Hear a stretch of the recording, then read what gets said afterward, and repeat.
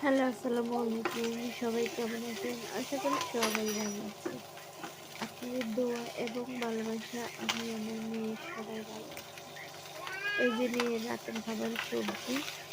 এটা দেখলে অন্যরকম মনে হয়। ১ম এ আমি ভাতের সাথে সিদ্ধ করে নিলাম। তারপরে একটু সয়াবিন তেল দিয়ে আমি একটু চটে করে নিলাম। যেহেতু মেয়ে একটু বড় হয়ে গেছে, তার ১ বছর পুরাই গেছে। হালকা একটু লবণ, হালকা একটু হলুদ দিয়ে আমি একটু চট করে নিয়ে তার রাতের খাবারটাকে পরিপূর্ণ করব। তো সবাই ভালো থাকবেন, সুস্থ থাকবেন। আল্লাহ হাফেজ।